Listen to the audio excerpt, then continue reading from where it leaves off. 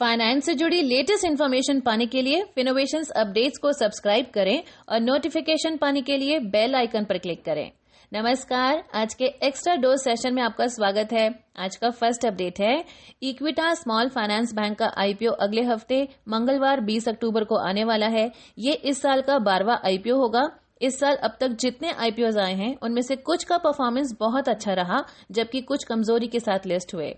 Company का IPO 20 अक्टूबर को खुलेगा और 22 अक्टूबर को बंद होगा।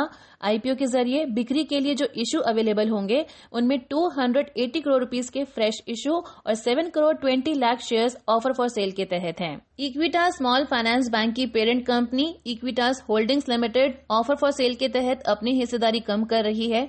इक्विटा स्मॉल फाइनेंस बैंक में इक्विटास होल्डिंग्स की हिस्सेदारी 95% है, जो आईपीओ के बाद घटकर 82% पर आ जाएगी।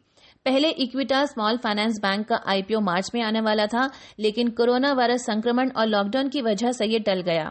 इसके साथ ही इशू का साइज भी कम कर दिया गया है। पहले 1000 करोड़ रुपीस के इशू जारी होने वाले थे। इक्विटा स्मॉल फाइनेंस बैंक का प्राइस बैंड 32 to 33 रुपीस पर शेयर फिक्स हुआ है। क्वालिफाइड इंस्टीट्यूशनल बायर्स ऑफर के 50% शेयर्स के लिए बोली लगाएंगे। रिटेल इन्वेस्टर्स 35% और बाकी के 15% नॉन इंस्टीट्यूशनल इन्वेस्टर्स के लिए रिजर्व है। नेक्स्ट अपडेट है, अगर आप भी पेटीएम वॉलेट का इस्तेमाल करते हैं तो अब आप थोड़ी ज्यादा कॉस्ट देने के लिए तैयार हो जाइए। दरअसल पेटीएम का इस्तेमाल करना अब महंगा हो गया है। पेटीएम के अनुसार अब कोई भी यूजर पेटीएम वॉलेट में क्रेडिट कार्ड से पैसे ऐड करता है तो उसे 2% का एक्स्ट्रा चार्ज देना होगा। इस 2% चार्ज में जीएसटी शामिल होगा। एग्जाम्पल के लिए, अगर आप क्रेडिट कार्ड से पेटीएम वॉलेट में 100 रुपीज ऐड करते हैं तो आपके क्रेडिट कार्ड से 102 रुपीज का पेमेंट करना होगा। हालांकि क्रेडिट कार्ड से पेटीएम में पैसे ऐड करने पर कंपनी फिलहाल 1% का कैशबैक भी दे रही है। इससे पहले जब किसी यूजर द्वारा 10,000 रुपीज या उससे ज्यादा का अमाउंट क्रेडिट कार्ड का इस्तेमाल करके पेटीएम वॉलेट में जोड़ा जाता था तो 2% चार्ज लिया जाता था, लेकिन अब नए नियमों के अनुसार कितना भी अमाउंट जोड़ने पर यह चार्ज लगाया जाएगा। पेटीएम वॉलेट में पैसे जोड़ने के लिए डेबिट कार्ड या यूपीआई का इस्तेमाल करने का सजेशन देता है, क्योंकि ऐसा करने पर आपसे कोई चार्ज नहीं लिया जाता है। नेक्स्ट अपडेट है, फेस्टिव सीजन से पहले प्राइवेट सेक्टर के कोटक महिंद्रा बैंक ने होम लोन पर इंटरेस्ट रेट घटाकर 7% कर दिया है। ये बाजार में सबसे ज्यादा हिस्सेदारी रखने वाले स्टेट बैंक ऑफ इंडिया के बराबर है। इसमें लोन पर प्रोसेसिंग फी से छूट और retail and agricultural loan products पर तेजी से ऑनलाइन अप्रूवल शामिल है। ये नई योजना अगले 1 महीने तक रहेगी और कस्टमर्स की जरूरत को पूरा करेगी। बैंक ने साथ ही कार और 2 व्हीलर लोन पर प्रोसेसिंग फी हाफ करने का भी अनाउंसमेंट किया है। साथ ही नए अकाउंट खोलने वालों को 250 रुपए का एक वाउचर मिलेगा, जिसे फ्लिपकार्ट या अमेजन पर रिडीम किया जा सकता है। नेक्स्ट अपडेट है, देश के फॉरेक्स रिजर्व में अच्छी ग्रोथ हुई है। रिजर्व बैंक ऑफ इंडिया के डेटा के अनुसार 9 अक्टूबर को खत्म हुए हफ्ते में ये $5.86 बिलियन के उछाल के साथ $551.5 बिलियन पर पहुंच गया है। ये अब तक का हाईएस्ट लेवल है। भारत के फॉरेक्स रिजर्व में foreign currency assets, gold reserves, special drawing rights और इंटरनेशनल मॉनेटरी फंड के साथ देश की रिजर्व पोजीशन शामिल होती है। फॉरेन करेंसी एसेट्स में भारी उछाल की वजह से फॉरेक्स रिजर्व में बढ़ोतरी हुई है। देश के गोल्ड रिजर्व में भी ग्रोथ हुई है। ये $11.3 करोड़ बढ़कर $36.59 बिलियन तक पहुंच गया है। इसके अलावा आईएमएफ में देश का एसडीआर $40 लाख बढ़कर $1.48 बिलियन हो गया है। वहीं आईएमएफ में देश की रिजर्व पोजीशन भी 1.3 करोड़ बढ़कर $4.64 बिलियन पर पहुंच गई है। नेक्स्ट अपडेट है, अमेजन और फ्लिपकार्ट की फेस्टिवल सेल के बीच सरकार ने इन दोनों ई कॉमर्स कंपनीज को नोटिस जारी किया है।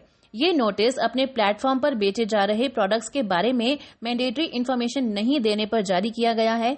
नियमों के तहत ई कॉमर्स कंपनीज को अपने प्लेटफॉर्म पर बेचे जा रहे सभी प्रोडक्ट्स के बारे में जानकारियां देनी होती हैं, जैसे वो किस देश में बना है वगैरह।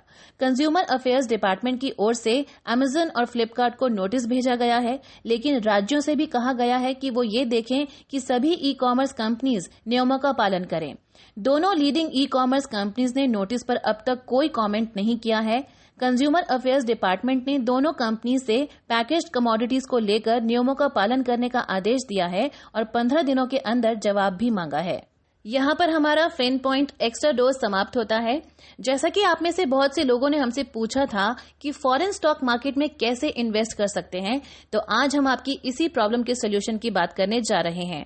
फॉरेन स्टॉक मार्केट में इन्वेस्ट करने के लिए आप स्टॉकेल प्लेटफॉर्म का इस्तेमाल कर सकते हैं और फॉरेन स्टॉक मार्केट में लिस्टेड कंपनीज जैसे Apple, Google, Tesla, zoom, Microsoft, Amazon के स्टॉक्स में आसानी से इन्वेस्ट कर सकते हैं। स्टॉकेल प्लेटफॉर्म को इस्तेमाल करने के बहुत से एडवांटेजेस हैं, जैसे कि यहाँ कोई मिनिमम इन्वेस्टमेंट क्राइटेरिया नहीं है, यानी आप अपने बजट के अकॉर्डिंग इन्वेस्टमेंट करना शुरू कर सकते हैं। बहुत से स्टॉक्स का प्राइस बहुत ज्यादा होता है, जैसे बर्कशायर हाथवे का स्टॉक आज 3 लाख $US से भी ज्यादा है।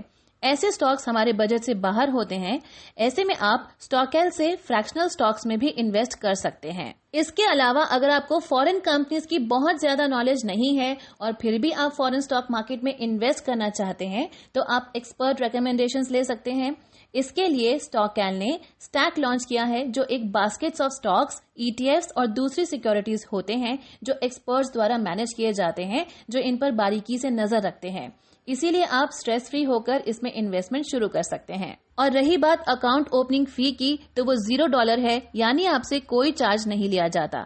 तो अगर आप भी फॉरेन स्टॉक मार्केट में इन्वेस्टमेंट करने की सोच रहे हैं, तो स्टॉकेल प्लेटफॉर्म का लिंक डिस्क्रिप्शन बॉक्स में अवेलेबल है, जहां से आप साइन अप करके अपने फेवरेट फॉरेन स्टॉक्स में इन्वेस्टमेंट करना शुरू कर सकते हैं। ये वीडियो आपको कैसी लगी हमें कमेंट्स करके जरूर बताएं, और वीडियो पसंद आई तो लाइक जरूर करें।